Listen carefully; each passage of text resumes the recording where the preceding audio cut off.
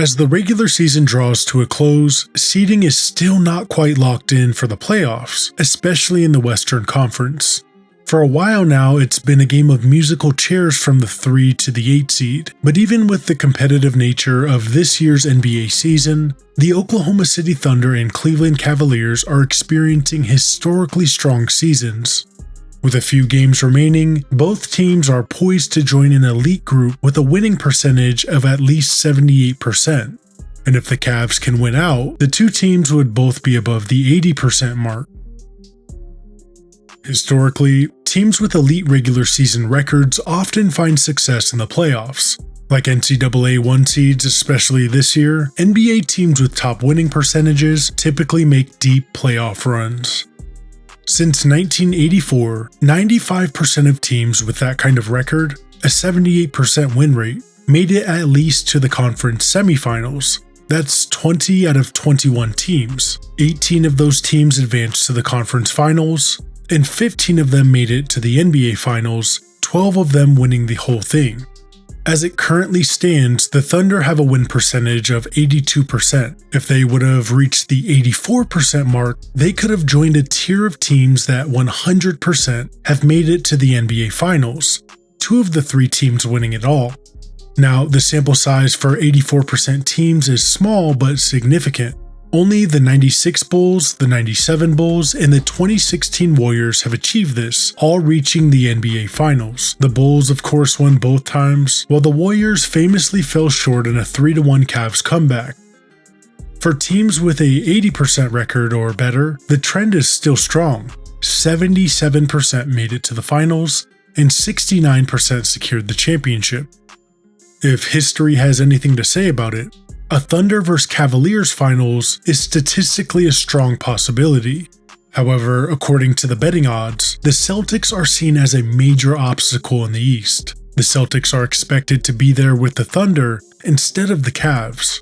Considering the fact that teams that have performed similar to Cleveland have typically won their conference, are the Cavs being overlooked? Maybe. But one indication that this might be an unusual year is how rarely a conference rival is as close to a team with a 78% win rate as the Celtics are to Cleveland right now. Typically, a team with that many wins is at least 10 games ahead of the second place team in the conference, like OKC is in the West. But if not 10 games, they almost always are at least 6 games ahead. Teams securing 64 plus wins are usually well above the rest of their conference, often reaching deep into the playoffs and making it to the finals. Since 1950, there have only been 2 seasons where a 78% win team had a conference rival finish within 5 games, 3 including this season.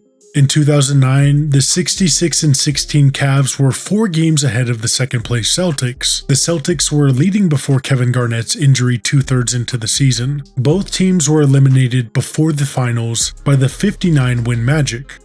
In 1996, the 64-18 Sonics were 5 games ahead of the second place Spurs. The Sonics lost the finals to the 72-win Bulls, while the Spurs were defeated by the 55-win Jazz in the second round. So even in these cases, the team with the better record advanced further than the rival, suggesting that this year's Cavs should be optimistic, at least when it comes to the Celtics. But at the same time, the Cavaliers are not destined for success. The Celtics are not only expected to finish with around a 75% win rate, but they were also one of the elite teams with a 78% win rate last year. And while we've had champion parity over the last few years, the Celtics have hung around as a real contending threat for years now. For me, it's hard to say that a better win percentage in the regular season gives the Cavs the edge over the Celtics. This Celtics team is seriously good and not much different from last year's. Now, here's another interesting, probably coincidental situation. Since at least the 80s, every single NBA champion, except for one, had at least one of their 2 best players with conference finals experience prior to the year they became champions. For example, last year's NBA champion Boston Celtics were led by Jason Tatum and Jaylen Brown, both players having made the conference finals several years prior and an NBA finals in 2022. The 2023 Denver Nuggets featured a Jokic and Murray tandem that had conference finals experience in 2020, where they came up short to the Lakers. This is the repeated case through decades, save 1 year, 2015. In 2015, the NBA champion Golden State Warriors featured 3 rising Hall of Fame talents in Stephen Curry, Klay Thompson, and Draymond Green. That playoff run was historic for many reasons, but in part because the only player on the team with conference finals experience was Leandro Barbosa. One of the greatest players to ever touch a basketball, Leandro Barbosa. That team was the beginning of the Warriors' crazy dominant run in the NBA. They won 67 games that year, featured a young team with a bright future.